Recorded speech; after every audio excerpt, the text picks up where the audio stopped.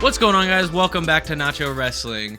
AEW's WrestleDream is officially in the books, and boy, what a show it was from top to bottom. From having a match that ended the pre-show, bleeding into the main card, then that main event, and everything in between. We're going to talk about all of it, rate all of it from 1 to 5 or 0 to 5. But before we do that, why don't you hit the like button, hit the subscribe button, and hit the bell to stay up to date on all things Nacho Wrestling. And if this is your first time watching a Nacho Wrestling video, why don't you consider hitting the subscribe button? I'm trying to reach 500 subscribers, and your help would be greatly appreciated. With all that shilling out of the way, let's get on to looking at AEW's WrestleDream. As I mentioned, the show actually kicked off in the middle of a match. It was Jet Speed versus FTR on the pre-show, which I did not catch the start of that match because I was out at a family dinner. I didn't really think the pre-show was that important, and then I turned on the main show at 8 o'clock when I got home, and apparently it was that important. So that's cool. That's something you don't see every day. I think that was a cool way to kind of divide and differ up your presentation from the other guys. So that's something really cool to do. I'm not going to rate that match because I didn't see the whole thing. I saw the last couple of minutes of it that were on the main card. But from what I saw, it seemed to really have the crowd hype. The fireworks in the middle seemed to also be a big help in that too, once they knew that they were on the main card. So yeah, just honestly, a really fun way to open the show.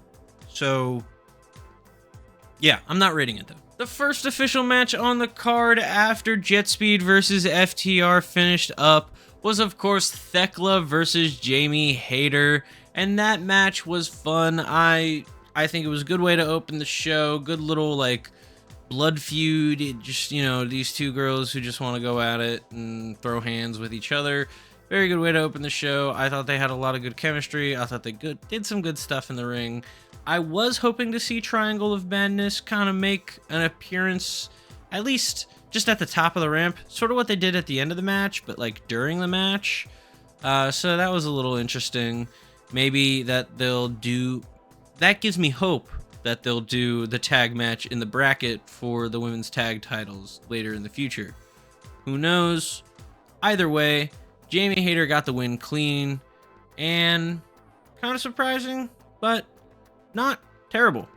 3.75 tortilla chips out of 5. Next up, we had the big money 500K match as tonight they were called the $32.17 bucks versus Jurassic Express. This match was a lot of fun. I mean, what better way to kind of really get the crowd going than a Young Bucks match? I know a lot of people would hear that in the big 2-5 and kind of like the dog thing, tilt their head to the side and be a little confused. Like, Young Bucks, 2025, get the fuck out of here. But with younger guys like Luchasaurus, which I know Luchasaurus is 65 million years old, so there's this whole thing about out to pasture, old man, come on. But Jungle Boy Jack Perry is great. Love him. Sorry. I like him. I can like him and CM Punk. That's a rant for another day. This match was fun. I thought the Ring of Honor sequences were really cool. There was the double stomp into the pile driver. There was, everything which way. They were trying to do more bang for your buck, but it got countered by Jack Perry. That was a great sequence. The finish was awesome. I love that new finishing move that Jurassic Express does. I think they call it the Countdown to Extinction. Great name. Doesn't really look like it would work well for bigger guys or even the FTR guys. I don't know if they can flip like that. So it'll be interesting to see how they do that against Brody King. Well, obviously against Brody King and Bandito, they would just do it to Bandito. But theoretically, Bandito's down and out, and Brody King's the one you have to do it to. How? The theories of it aside on their finishing move, it did help them get the win this night, and now Jurassic Express are 500k richer, and the Young Bucks are 500k poorer. All is good in the world. 4.75 tortilla chips out of 5. Next up, we had the Tornado Trios match, which was at some point turned into a Tornado Trios match, but it was the Demand versus the Hurt Syndicate. I was surprised to see Hurt Syndicate get the win here. I really thought the Demand was going to get the win since Hurt Syndicate won the street fight on Title Tuesday. Just kind of made more sense if they were going to draw this out. But once, I guess, they made this a Trios Tornado tag match at some point, and whenever they did that, they also made it a number one contenders match, which confused me a little bit on, like, with the Hurt Syndicate winning, because Hurt Syndicate are good guys, sort of, and then the Ops are good guys, sort of. One thing I want to note before I give my rating for this match, just something I kind of noticed. Does the Demand logo look a little like AI, like generated? Like, and I don't want to like discredit an artist or anything like that, but to me, it just looks a little generic. And sometimes AI like stuff can be generic if you just like tell it the most random and like basic prompts. So I don't know. I got a glance of it on, I think it was one of the GOA's tights. I got a good glance at it, and it just looked AI generated.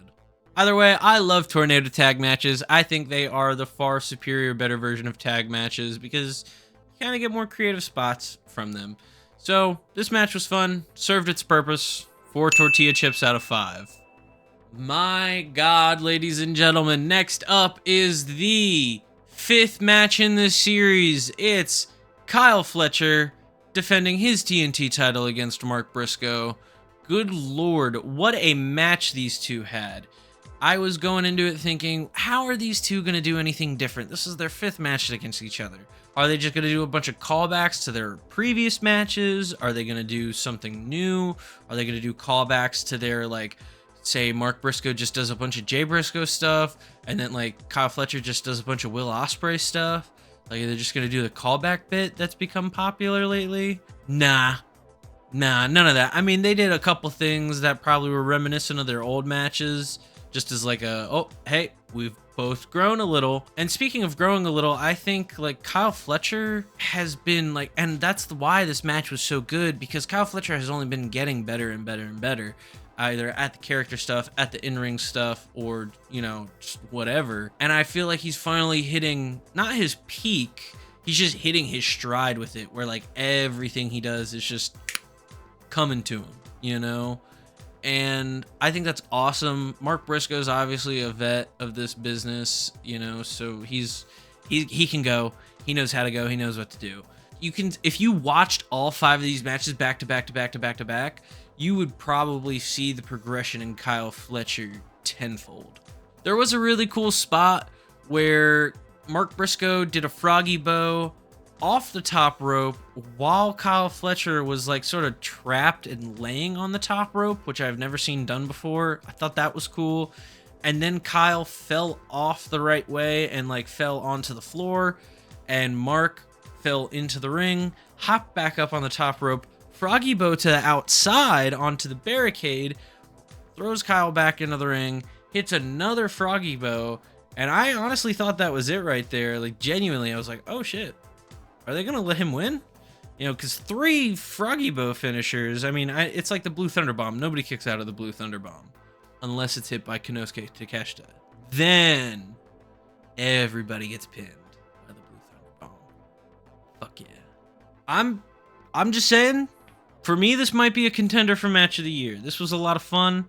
This might be my favorite iteration of this match so far. So it'll be interesting to see if they ever lock it up again. But it was cool to see Kyle Fletcher hit a top rope brainbuster to get the win. Thought that was sick as fuck. 5 tortilla chips out of 5. Congratulations, Kyle Fletcher. Congratulations, Mark Briscoe. Take a bow.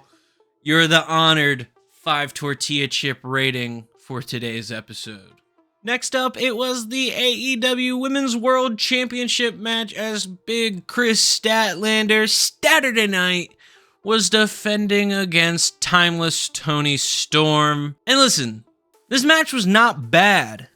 The crowd was just fucking dead during most of it.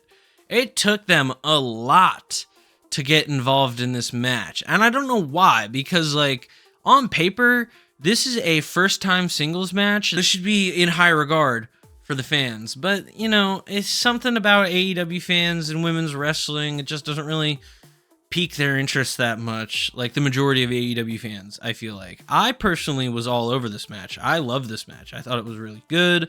The crowd not enjoying it or not getting involved in it did hamper it a little for me, because I was like, oh, come on. Especially towards the tail end, and like thankfully they finally started to get a little bit, because like you look at what Toni Storm went for the Storm Zero, and then like somehow Kris Statlander blocks it. She stuffs it with her hands, and that was awesome. And she did like a sick drop kick and everything like that. And she tried to hit a Saturday Night Fever and then lock in like a leg submission, like a scissor hold on Toni Storm. Held it in for a long time, and Toni would not tap. And Kris was like, the story was Kris wanted a definitive win. She didn't want like a TKO. She wanted either a submission or a 1-2-3. And towards the end of the match, she was really going for that submission, which I thought was interesting. And then she just had to go for the Saturday Night Fever again and got the pin 1-2-3. And I don't know. I think that's okay. Like it's not the end of the world. I think they're trying to build her up submission game wise, because of what happens next. But before we get to that, I want to rate this match. 4 tortilla chips out of 5. So right after Kris Statlander won and got her moment in the sun, Mercedes Moné came out, which thankfully I looked this up before the show, but apparently Mercedes Moné was going to be on the show and did have an open challenge. And when she came out, I was scared to death that this open challenge was going to be title for title versus Kris Statlander. Thankfully, it was title versus title, just not versus Kris Statlander. It was versus Mina Shirakawa, aka the interim Ring of Honor Women's TV Champion, which I thought was kind of like, not a lackluster thing. It's just like, she's not even the real champ. She's like the placeholder, you know? So Sasha Banks. Whoa, what a Freudian slip. Mercedes Moné is gonna be interim Ring of Honor Women's TV Champion? Like, I'm not saying that's beneath her at all. It just like, you know? Like, does she need the title? I guess she needs it to be number 11 Ultimo Monet, which is cool. But just, you know? The match itself was good. Don't get me wrong, the match itself was really good. For some women that probably didn't really get a lot of time to put anything together, since Mercedes was technically not really slated to be at this show. Like, I looked that up when I was recording my predictions video earlier this week, and it said she wasn't going to be there. Either way, 3.5 tortilla chips out of 5. This was a good match. It was fun. Not once did I think that Monet was losing, so yeah, can't really give it more than 3.5 for that. Next up, for the AEW World Tag Team Championships, it was Brodito defending against the Don Callis family conglomeration. It was Konosuke Takeshita and Kazuchika Okada, the Unified Champion and the IWGP Champion, teaming up to take on Brodito. And honestly, these four guys all have very differing styles, you know, with a couple of overlaps here and there, but I was really interested to see how Brodito matched up with like Okada and how Takeshita matched up with Brody King, even though I think we've seen that already before. But like just the idea of all of it, just all these kind of different sized guys, different sort of speed guys. Like Takeshita, we obviously know Takeshita and Bandito can go because they called back some of their stuff from Supercard of Honor back in early 2025 of this year, which that match honestly is probably going to go down as one of the like sleeper bangers of 2025, because not a lot of people watch Ring of Honor anymore, so not a lot of people know this match even happened until after the fact. Somehow, some way, the miscommunication happened, and honestly, it was not a miscommunication. Okada 100% meant to hit that Rainmaker on Takeshita because he started giving him the double bird. He started doing everything he could to like let Takeshita know, like, I meant to do that. And that's where the downfall of Okada and Takeshita happened. Really just Okada when you think about it, because he was the only one involved in the finish at all. Takeshita was completely on the outside, completely out after that Rainmaker. So I thought that was pretty interesting, that they completely protected Takeshita in that situation. Either way, I really think that the Okada-Takeshita feud kind of needs to not slow down, but go in the, if it goes the right way, these two, like probably Okada is leaving Don Callis' family like this Wednesday on Dynamite if they do it right. Really love this match, like I said. So 4.25 tortilla chips out of 5. Next up, it is the penultimate match for the AEW Men's World Championship, as Hangman Adam Page was defending against my number 2 wrestler of all time, Samoa Joe. And I went into this match thinking, man, there ain't no way they're gonna like make Joe win, right? And like, no, he didn't win. He didn't win, but he came close. He came real close. I feel like for a second there, I thought that they were gonna give it to Joe. And a lot of it has to do with the fact that during the match and during Joe's entrance, I remembered that he said when this contract with AEW expires, whether that's at the end of next year or the end of 2027 or whenever, he's more than likely retiring.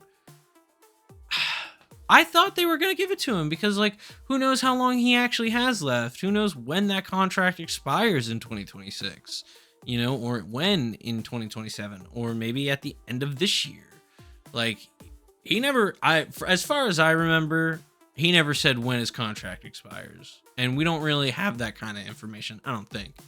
So, I kind of thought for a second that Joe was going to win, especially with, like, the sort of booking they were doing at first with the very David and Goliath style of, like, fighting. Joe was using his power a lot to put Hangman down and do every sort of which way to kind of just work his back because he had that rock tape on and everything. And I like the match. I like the match. I like what happened after the match a lot more. Joe kind of takes the adoration in from the crowd, you know, makes it seem like maybe this is his last time in the St. Louis area, you know, and he takes a little bow, gets his hand raised by Hangman and everything, shakes Hangman's hand, and the Ops are out here at this point, you know, checking on their friend Joe, making sure he's okay. And then Joe puts the fucking boots to Hangman, hits him with a nasty clothesline, and then Will Hobbs and Shibata get in on it. And that's the crazy part to me, is personally, I don't see Shibata as a bad guy. I don't really see Shibata as like a heel or face. I just see Shibata as Shibata. Which maybe that's why it's okay that he's doing this, because he's just Shibata. He's just him, you know? But I thought this was crazy. I genuinely didn't see this coming. You know, I said I wanted something meaty for Hangman to chew on, and it looks like it's going to be with Joe. And I think that's a great thing. You know, a prolonged feud with a vet, a guy like Joe, a guy who's held down companies everywhere. Yeah, come on, this is gonna be fun. You know, maybe Hangman has to get 2 friends to take on the Ops, and he's got to find 2 people that he can genuinely trust because he thought he trusted the Ops. You know, could be fun, could be very fun. Speaking of very fun, the finish of this match was very fun, as Joe was going for the Muscle Buster, and then, Hangman got out of it, Hangman hit a Deadeye, and then 3 buckshot lariats. That finish alone really saved the match itself, because I did think it was a little slow. And then the segment after, which I don't factor in the segment after for the grade, but the segment after was very fun and entertaining. Overall, this match is going to get a 4 tortilla chip rating out of 5 for me. I think this was, if this is the start to their feud, I think they kind of left a lot on the table because they know they're going to do this match again at some point. Maybe even like a longer, like, because I think they only got like 20 minutes, it felt like. It didn't feel long. So maybe give them a little longer time next time. Just a thought. Finally, we had the I Quit match between Darby Allin and Jon Moxley. I don't know how to rate this match. I literally don't know how to rate it. I think I have my review written out for it and like kind of some beats that I want to try and talk about, but I'll be fully transparent. It was very hard to write stuff down when you're like, oh God, the entire time. Does that make sense? Like, it's it's just a little tough. The fingernail spot was disgusting. The kind of like just bludgeoning of his jaw and then like seeing the like thick viscous fake blood, probably fake, I hope, just oozing out of Darby's mouth like that. Not a fan of that either. Honestly, everything else was kind of okay. Like the drowning stuff, like I know like Darby's probably pretty good at holding his breath. You know, I think he's got a lot of stamina and he's good at that because, you know, he had to climb Mount Everest. That being said, the finish was weird. Not the Sting part, by the way. Sting came back, and Sting looked cool as shit. The white hair, the white goatee with the little black soul patch in the middle. Oh, Sting looked awesome. He came back. He kind of just took out Mox a little bit, cracked the aquarium, because, yeah, at some point they teleported they were calling it an aquarium. I don't know why they didn't just say fish tank, because it was a fucking fish tank. I will say, though, this match was a little scary to watch, but I love it. I love this match. I love this company. Screw All Elite Wrestling. This is All Elite Moitas now. Like I said, I don't know how to rate this. I'm not going to rate it. No rating. No rating. That's right. I don't think this match should be rated because I don't think the point of it was wrestling. I think the point of it was kind of just like, hey, let's go fuck each other up. And then like the Scorpion Deathlock tap out, or like he barely even said I quit, you know, we barely heard it. Wasn't a fan. Overall, some good spots, very fast-paced spots, you know, they kind of just went boom, boom, boom, boom, boom. But yeah, I can't rate it. I just can't rate it. I don't know how to rate it because I was looking away the entire time. You know, some of the stuff was really like, ugh. And then the taser spot. Oh God, I'm forgetting the taser spot. I'm forgetting the lighter fluid spot. I'm forgetting, again, another Freudian slip. I called him Cesaro just now. Claudio taking Darby and chucking him onto the commentary table. All of it. I couldn't watch any of it. Public education system showed me live leak and stuff. That didn't prepare me for what I saw tonight, I'll be honest. That is it for my AEW WrestleDream results and review and ratings of the show and match. But overall, what is my rating for AEW's WrestleDream 2025? Well, like I do, I combine all the match ratings, and this time around, I didn't rate the main event because of, you know, how disturbing it was, lack thereof, you know, especially with the finish. So I had to take up the scores of the 7 matches, but divide them by the total number of matches, which was 8, leaving me with a total score of like 4.1. So we're going to round that up to just 4.25. So overall, AEW's WrestleDream 2025 is going to be getting a 4.25 tortilla chip rating out of 5 for me. Congratulations, AEW. A really good show. A really good way to celebrate the holidays of Halloween, the spooktacular month that it is, with some gore and mutilation by Jon Moxley. What did you guys think of AEW's WrestleDream? Let me know down in the comments below. Did you enjoy it? Did you have the stomach for that main event? What'd you think of the Samoa Joe heel turn? All of it. Let me know about all of it down in the comments below. Be sure to like, comment, subscribe, hit the bell to stay up to date on all things Nacho Wrestling, and I will see you guys next time.